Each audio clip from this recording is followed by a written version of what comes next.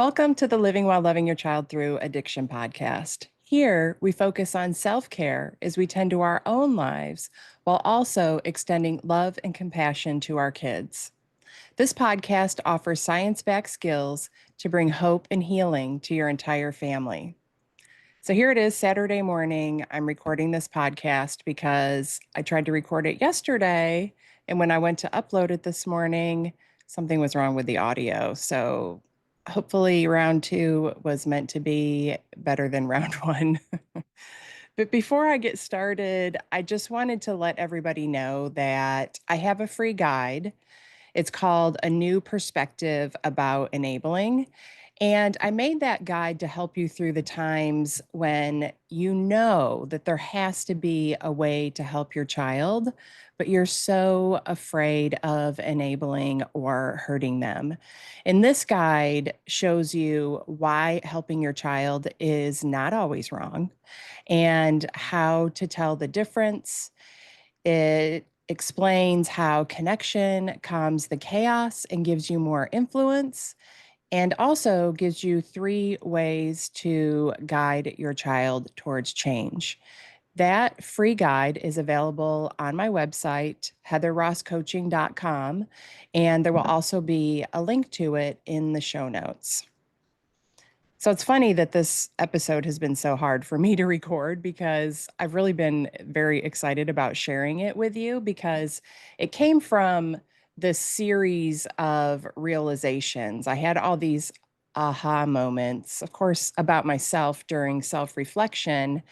And it just seems so important to share because so many parents struggle with guilt. I think it's one of the top emotions that parents are plagued by when they have a child struggling with substance use.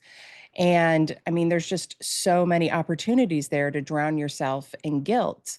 There's that ever present question of, where did I go wrong? What did I do to cause this? And it comes up so much in my work that I thought this would be a great podcast episode topic.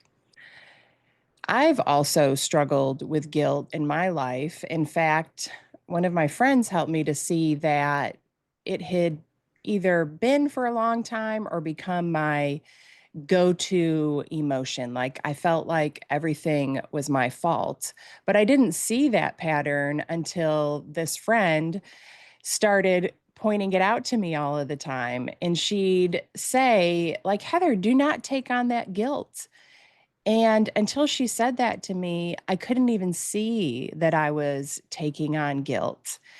And so now I just have her voice in my head all the time, reminding me, helping me to create awareness about it. So last week, I was driving home from a glamping trip and I decided that I wanted to drive in silence and just see what came up for me in that open space. And as I was driving, I started thinking about how things really could have been different with Helena if I knew the skills that I now teach parents earlier in my journey. It would have been so incredible if the first person that I went to for help told me about craft or invitation to change. That was not the case. It took me many years to find it. I know that there still would have been a struggle. And, there was a lot of things happening there. It's not like it would have been an easy instant fix, but things never had to get as bad as they did. And the outcome could have been very different.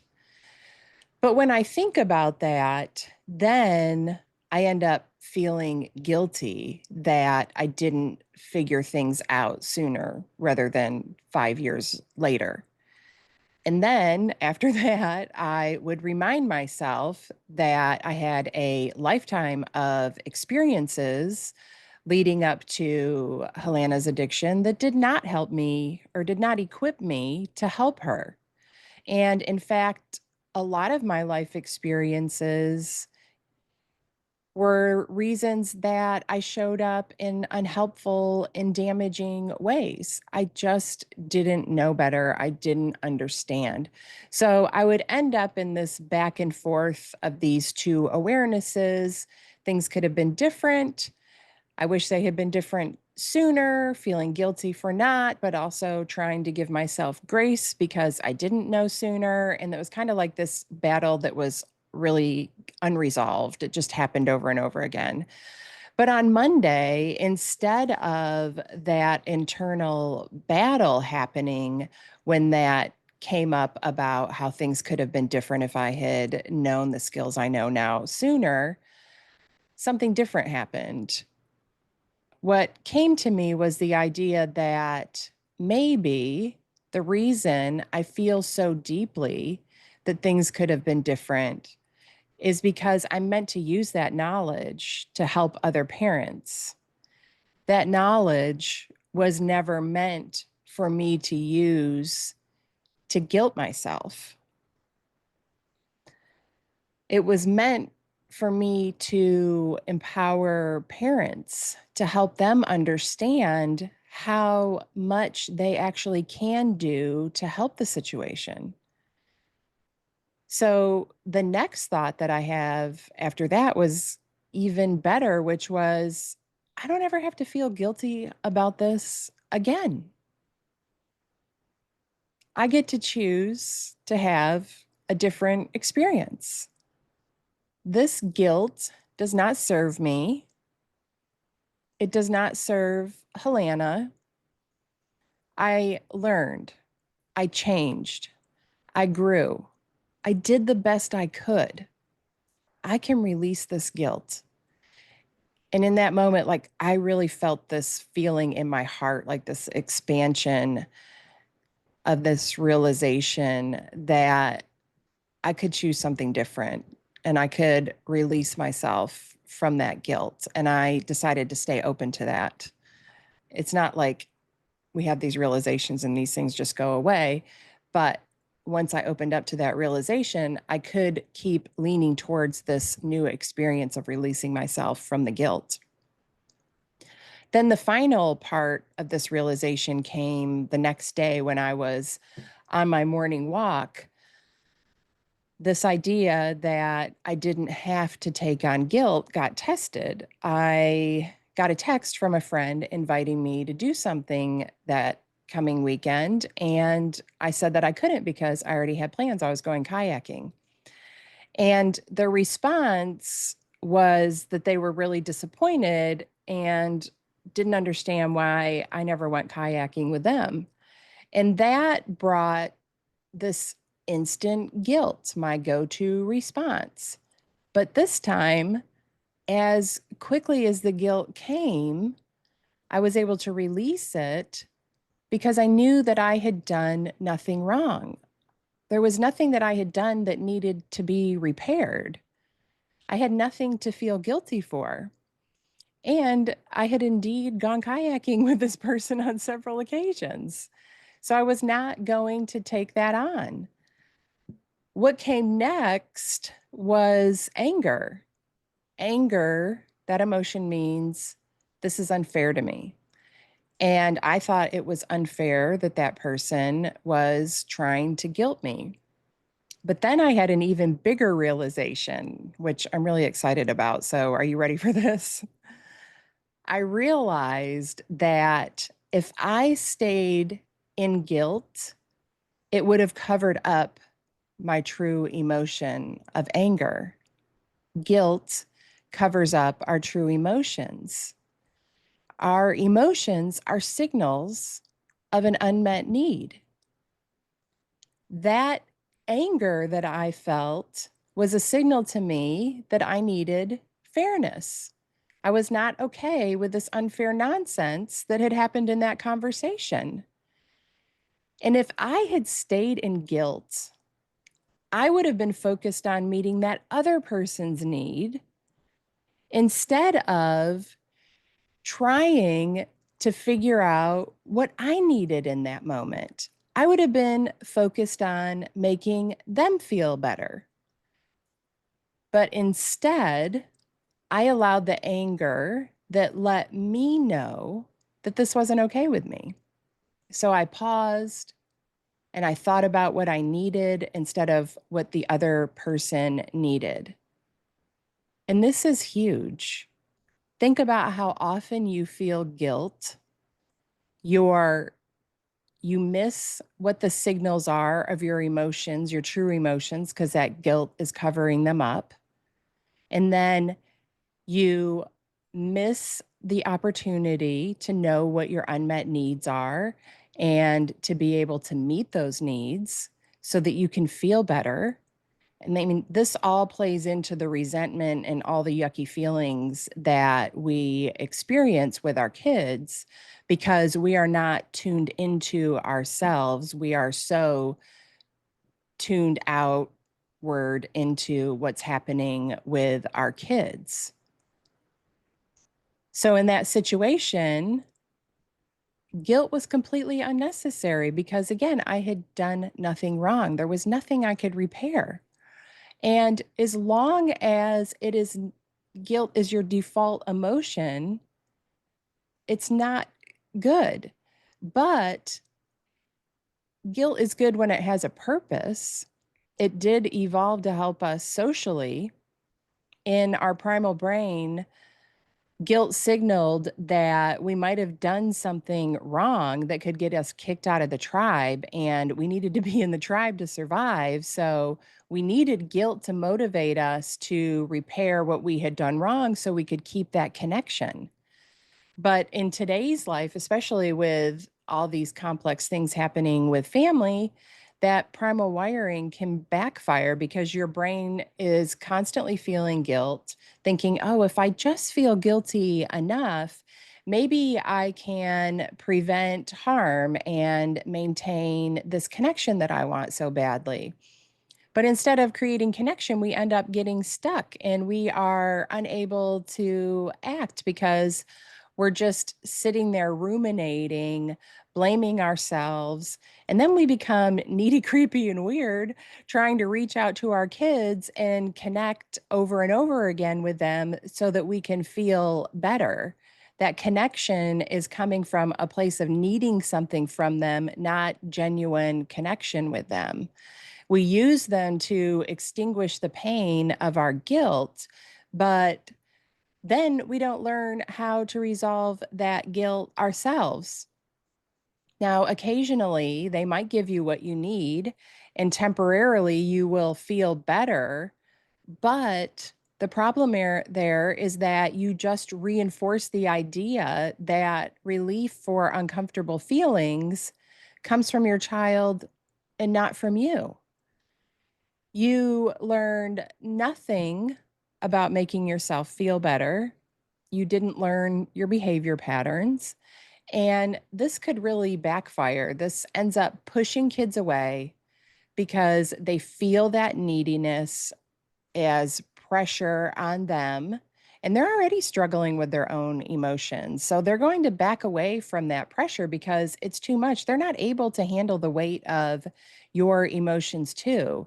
And that's why this work that we do on ourselves and self awareness and working through our own emotions and learning how to regulate ourselves is so critical to having the quality of relationship that we want to have with our kids. We can make a huge difference in the relationship without them changing at all. And something that's critical here that I want to make sure didn't get lost in everything I just shared is that guilt is an emotion of connection. It's meant to preserve connection. We're worried about losing it.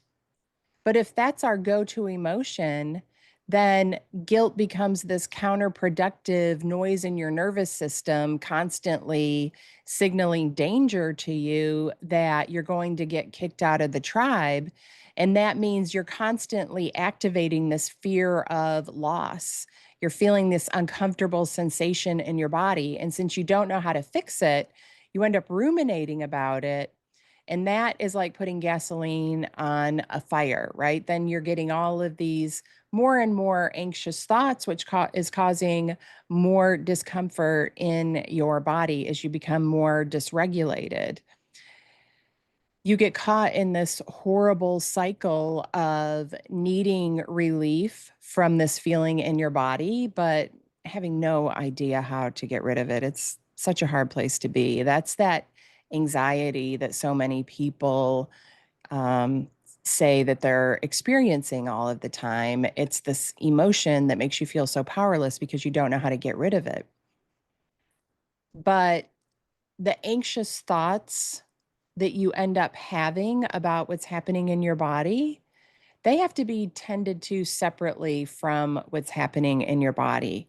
You cannot think your way out of a feeling problem. First, you have to stop and just pay attention to what's happening to your body.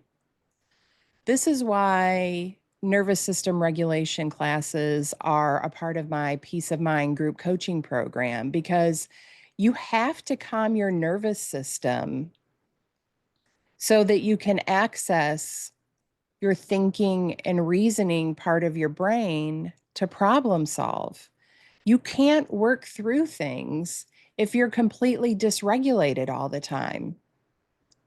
When your nervous system is constantly activated, it is nearly impossible to think about anything but your problems. And then the more we think about our problems, the more we magnify them, because we're not thinking about them in a problem solving way. We're thinking about them in a fear creating way. So, a couple of weeks ago, I was experiencing this within myself where I was dysregulated and I was feeling all this stress in my body going into a coaching session with my business coach. And we didn't even discuss what I was feeling dysregulated about because it had nothing to do with business. But by the end of that call, I felt so peaceful and calm. And because I felt so peaceful and calm, what was bothering me before the call, it just didn't feel like a big deal anymore. And not because anything about the situation had changed, but my emotional state had changed. I was regulated. I had a completely different perspective about it. It just wasn't a big deal anymore. And that's because my coach has this really calming presence. I trust her. I feel safe around her.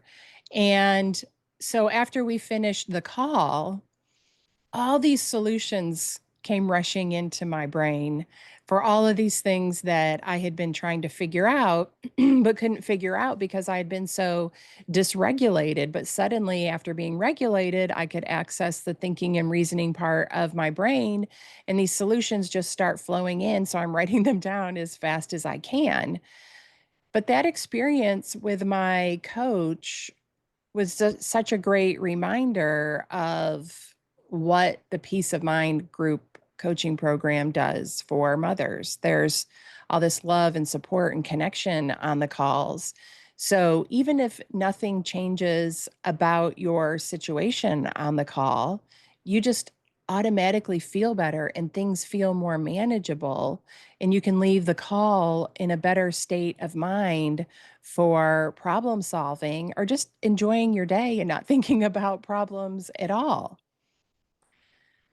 So that's why I've done so many episodes on emotions, like this one I'm doing about guilt today, because the better we understand our emotions and what they are telling us and how we work through them, the higher quality of life that we have, the more control we have over our experience, even our experiences of really difficult situations. So I want to get a little bit deeper into what guilt is signaling to you and how you repair guilt if you truly do have something to feel guilty about. This explanation comes from the book, The Secret Language of Feelings by Kelvin D. Banyan. And I love that book. It's my favorite book. I highly recommend it. It completely changed my relationship with feelings, including understanding frustration and depression. It's what taught me that my emotions are a signal of an unmet need, the same way that sensations like hunger, thirst, hot, those are all signals of unmet need. You need food, you need water, you need to stay away from the heat so you don't get burned.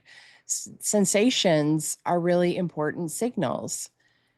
Feelings are the same. They tell us what we need.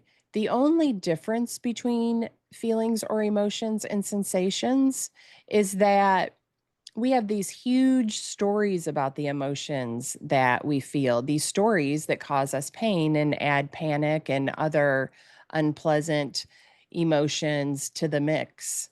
But we don't have those same kinds of stories about sensations. And that's why they're so much more tolerable to us. We understand what they mean and what they're trying to tell us. We've been taught that our whole lives. They're no big deal. But that's not what has happened with emotions. The signal from anger is that somebody did something unfair to you and you need fairness. Guilt means I did something unfair to someone and I need to make it fair. Guilt and anger are related emotions. They both revolve around unfairness, and they are both based in fear of harm. So, guilt, again, my unfair action may cause someone else harm. Anger, someone else's unfair action may cause me or someone I care about harm. In the story that I shared earlier about somebody inviting me to do something that initially caused guilt, then led to anger, I was concerned that I had caused that person emotional harm. Like it was unfair that I already had plans. But then I switched to anger because I felt that it was unfair that they had tried to guilt me. And when I lay it all out, like it just sounds absolutely ridiculous. But when we're wrapped up in the emotions of the moment and all the stories that go with those emotions, what's happening is not rational. It's these autopilot subconscious patterns. And that's why self awareness and understanding your emotions and connecting and regulating your nervous system is so important. The Secret Language of Feelings book has a 3-step process for working through each feeling in the book. So I'm going to tell you this rational 3-step process for solving guilt. But I want you to remember again, this 3-step process might not work if you're feeling really dysregulated. So you want to take some time to regulate your body first so you can access the thinking and reasoning part of your brain. And also be aware that if what you're feeling is actually shame and not guilt, then it might not work for that either. And I'm going to share a little bit more about shame after this, just so you can identify the difference better. So the 3-step process is number 1, identify the feeling. And when you take this step, you're moving out of the autopilot part of your brain, engaging the thinking and reasoning part of your brain. And this, now you're creating that true self awareness. Step number 2, identify the cause of the feeling. What do you think that you did that was unfair? Number 3, identify a satisfying response to making it right. That starts with a reality check. Just questioning one more time, is it true that what you did was unfair? Was it really unfair? If you realize that it wasn't, then that's where the 3-step process ends. You can release that guilt there. But if you do realize that what you did was truly unfair, you can attempt to make the situation fair. This is what the guilt is there for, to help you identify that you need to do that so that you can align your actions with your values. So asking yourself, how can I make what I did fair? Really could be as simple as an apology and committing to not doing that unfair thing again. And I want to note here that it's easier to identify a satisfactory resolution when you're feeling guilt about one specific event. If you're feeling guilt about your whole body of parenting work, that's going to take a little bit different approach. So make sure you identify just one specific event there. And the last part of step 3 is to forgive yourself. And I have a whole episode on self forgiveness. It's episode number 70 if you want to brush up on your self forgiveness skills. So, 3 steps, you're done, right? I know that it's not that easy, but it's so worth the work. You just have to get started and find your way through it. You can sit down with a pen and paper, start writing down your answers to those 3 steps, and just stick with it as long as you need to. Keep going back to it.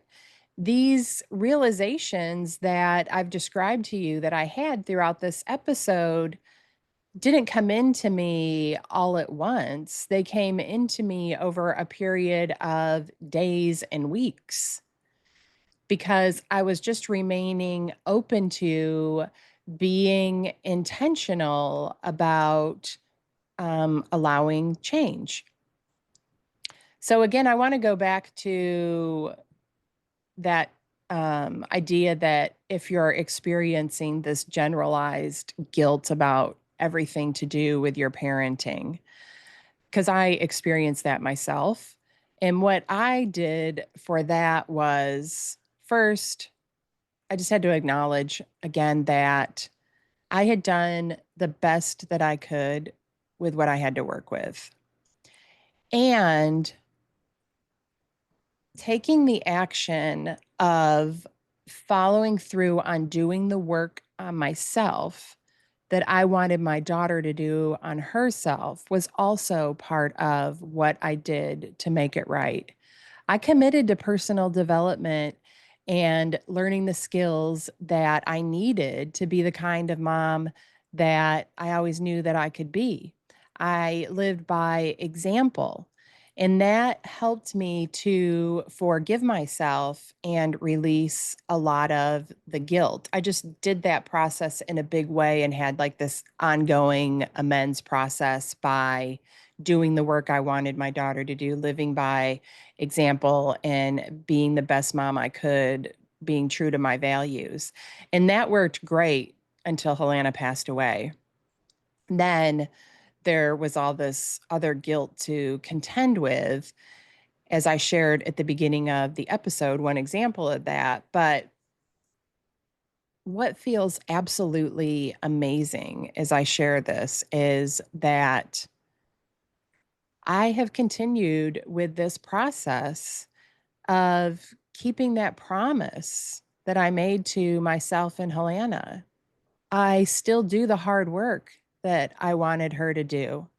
And I continue to learn and grow through this no matter how hard it is. And I am really proud of that. So it's just one more reason to be kind to myself, to honor how hard this is and how much work I put into it, that I'm still keeping that promise, even though she's been gone for years. And here's one last realization that I want to leave you with because it really has landed for me. And now that guilt is no longer my go to episode or go to emotion when I think about Helena and how things could have been different, I have access to my true emotion when I think about that. And that true emotion is sadness and grief, two emotions. Sadness means that I lost something that matters deeply to me. And I am grieving that loss. But I'm not feeling guilty because I didn't know sooner. So I'm not adding on to my pain and creating suffering. I'm just sad and grieving because I feel the weight of a loss that might have been prevented with a different approach. And this distinction is so important because When I was feeling guilt, it kept me stuck in this cycle of self blame that I described in the beginning of this episode. But sadness allows me to just grieve what I lost without adding more suffering from guilt and blame because this situation is hard enough by itself. I don't need to add to it.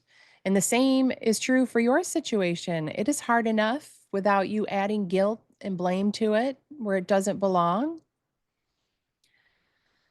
And the last thing I want to share before I end this episode is just telling you a little bit about shame to help you identify the difference between guilt and shame so you know when you're using this process for the right emotion. And we're not going to resolve shame in this episode. That's going to take a whole other podcast episode. I'm just trying to help you identify the difference. Guilt says, I did something wrong. Shame says, there's something wrong with me. Brene Brown says guilt can motivate us to do better, but shame makes us believe that we can't do better. The truth is, when you're constantly feeling guilty, it can create shame. So instead of saying, I messed up, it becomes, I'm the reason this happened, which you can hear in some of my beliefs I was sharing earlier. I'm the reason this happened because I didn't learn sooner. So there was shame involved in there too. And I hear so many moms say that to me, some version of, where did I go wrong? I spend so much time looking back, trying to figure out what I did, where I went wrong. And that causes so much more pain. And it's just this huge mess that is nearly impossible to work through. So it's important to parse it out and look at things separately. So guilt sounds like I yelled at them. That's not how I want to show up. That's behavior based. Or I gave them money again. I want to learn to set better boundaries. Again, focused on the behavior. I did something wrong. I did something that doesn't align with my values. But shame sounds like if people knew the truth about our family, they would see how I have failed. Or if I were a better mom, I could stop this. And in those two statements are saying, there is something wrong with me. I am not capable of being a good enough parent. The words that we use are so important. The words that you're using to talk out loud about yourself, your inner dialogue about yourself. And the same thing goes for the words you think and say about your child. So instead of labeling them with a word like addict, stick to the behavior of substance use. Instead of labeling them as a liar or a thief, stick to the behavior of that they stole something or they lied.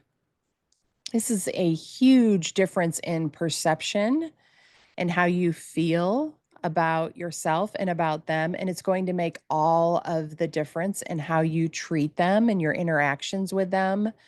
And of course, that's going to have an impact on your relationship.